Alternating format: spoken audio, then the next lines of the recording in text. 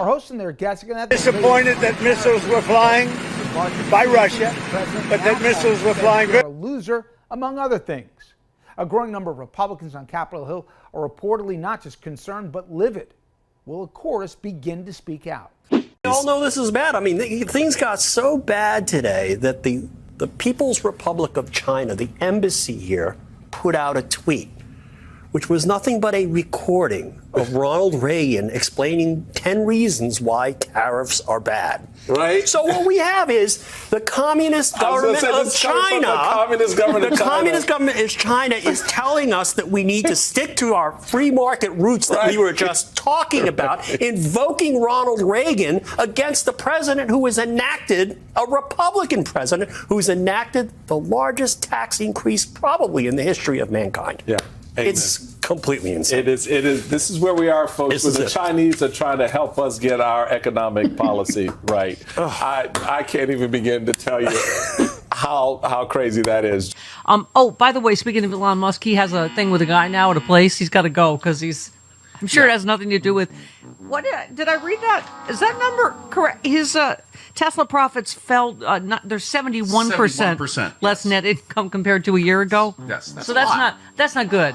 I mean, I'm not a businessman or anything, but if Stephanie Miller revenue fell 71%, right, we'd lose like $3. Yeah. Well, oh, right. Rounding up. Yes, he said on Tesla's disastrous earning call yesterday that he'll soon be spending less time. He's probably going to spend more time with his 11 billion children that hate him. He said the large slug of work necessary to get the Doge team in place and working with the government to get the financial house in order is mostly done. Oh, so Big Balls is going to stay. Oh, I see. Okay. Yeah.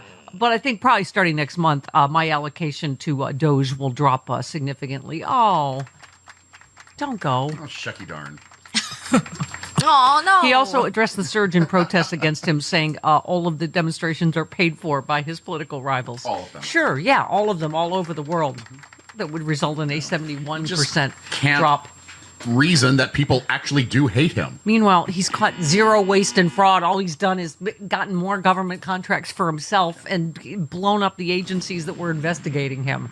Oh, my God. We see you. Okay, meanwhile, oh, my God. So you knew this was going to happen, right? Because Trump is a giant. See, you knew that he was going to, right? He was going to cave. He was gonna whatever. They'll claim victory no matter what happens. But, oh, my God. He's caving more than a Chilean miner. Okay. Oh, my God. What? Chris Louise. What? Yeah, so first of all, can someone in the press room just ask him, you clearly have no idea what you're doing. Or just quote economists. Economists say you seem like you have no idea what you're doing.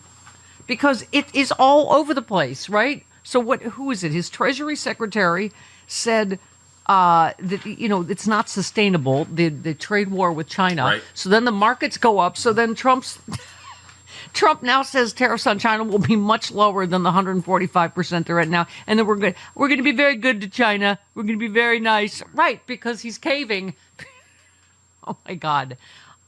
He said 145 is very high. It won't be that high. It's not going to be that high. It'll come down substantially, but it won't be zero. We're going to be very, very good. What happened to the art of the deal? What happened to the big tough guy? He's not very good at it. Really? The art of the deal. Wow.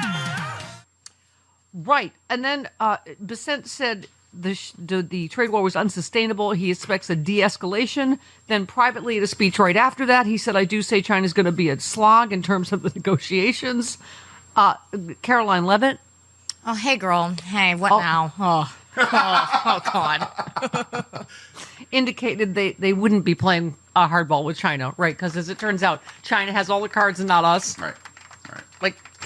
And by the way, negotiations have not even started, for those of you that are keeping track of, Wow. By the way, Caroline Levitt. Oh, hey, girl. Oh, I just love that. I know, I do too.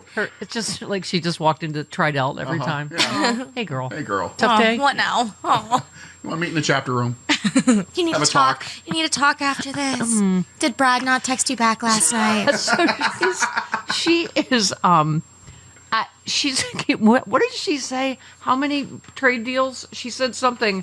Oh, I don't know. She just mentioned a number. We might have that. Oh, she said they've received 18 proposals from other countries for trade deals. Yeah. Do you feel like all of them are from the Niagara Falls area and we wouldn't know them? Yeah. That's why? George Glass. Yeah. Yeah. They're from George Glass. I guess so many reference. Do you really? I do. Wow. Oh, my God. George Glass. Yes. Okay. That was from the Brady Bunch movie. It has originally in the show. It has a very fictional girlfriend feel to it. Yes. Right. Sure Yes. you do. Yeah. Sure, you got all these marriage proposals from home. Yeah, a bunch of, okay. I feel like maybe this might have had something to do with, him backing down. I don't even know what he's doing because it depends on who you talk to. Mm-hmm. Like what? Okay. Who said if the White House wanted a test of how firing Jerome... Oh, that was the other... He just said yesterday, Jerome Powell can't be gone fast enough. I want him fired, want him gone. And then yesterday he's like, fake news. I don't intend to fire Jerome Powell. That's something like made up by the media. I'm like, what you just said? You tweeted. Where it is right here. Okay. Yes. You trough centraled it. This is what's going to happen. You know what? Just fine. Just do it. Go ahead and claim victory on whatever and just, oh my God. Who said if the White House wanted a test of how firing Jerome Powell would go over in the markets? It succeeded on Monday. U.S. stocks and the dollar plunged while yields on long-term treasuries climbed after Trump renewed his attacks on the Fed chairman. Eduardo Correa. No, it's that liberal rag, the Wall Street Journal again. All right. Who said Mr. Trump thinks he can bully everyone into submission, but he can't bully Adam Smith, who deals in reality. Markets know tariffs are taxes. Taxes are anti-growth. The Trump tariffs are the biggest economic policy mistake in decades, and extending the 2017 tax reform and deregulation may not compensate for all the damage. Who said that? Alexander Nataf. No, same thing. Same rag. The Wall Street Journal. Known. It's almost like the Communist Manifesto, right.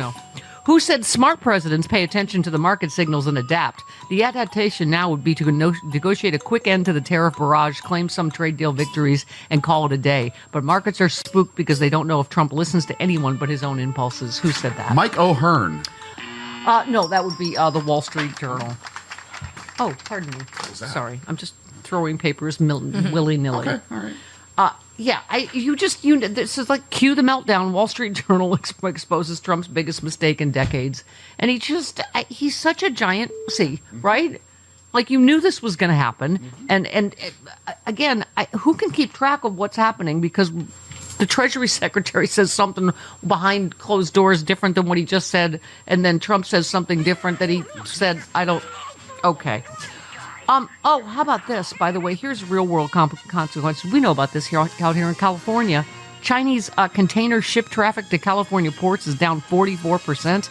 The pullback in trade between U.S. and China as a result of Trump's steep tariffs on Chinese goods and fears of a recession starting to show up in major ports data. A steep drop in container vessel traffic headed to L.A. and Long Beach. Those are the main U.S. ports that receive Chinese goods. Yeah. I learned from Mayor Bass at the State of the City address that the port of Los Angeles Long Beach is the busiest port in North America. Yes.